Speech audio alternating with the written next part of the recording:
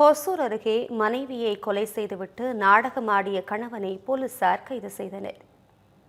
கிருஷ்ணகிரி மாவட்டம் ஜூஜ்வாடி பகுதியில் ஜிம் மாஸ்டரான பாஸ்கர் தனது மனைவி சசிகலா மற்றும் 2 மகன்களுடன் வசித்து வந்துள்ளார். இந்த நிலையில் கடந்த 30ஆம் தேதி மனைவி சசிகலாவுக்கு மூக்கில் ரத்தம் வந்ததாக கூறி பாஸ்கர் மருத்துவமனையில் அனுமதித்தார். சசிகலாவை பரிசோதித்த மருத்துவர்கள் அவர் இறந்துவிட்டதாக கூறினர். இந்த சம்பவம் குறித்து வழக்கு பதிவு செய்த போலீசார் விசாரணை மேற்கொண்டு வந்த நிலையில் திடீர் திருப்பம் ஏற்பட்டுள்ளது.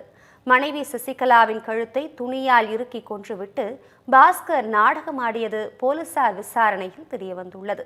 இதனையடுத்து பாஸ்கரை கைது செய்த போலீசார் விசாரணை மேற்கொண்டு வருகின்றனர். இச்சம்பவம் அப்பகுதியில் பெரும் பரபரப்பை ஏற்படுத்தியுள்ளது.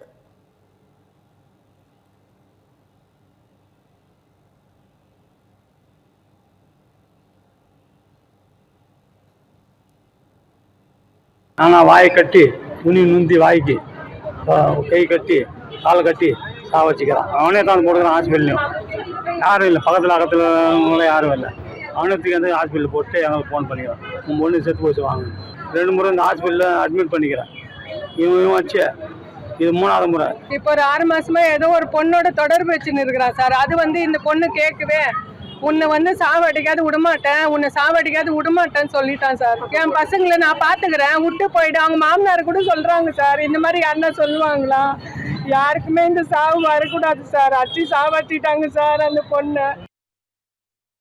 Every picture here has its own good story. This is Anandan family. His dream home in the city is not just a dream anymore. Anwar's investment in a plot changed the plot of his whole life.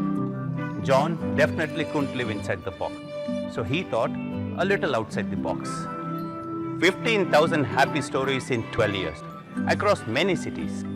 You could also come home and be a part of this story. G Square, come home.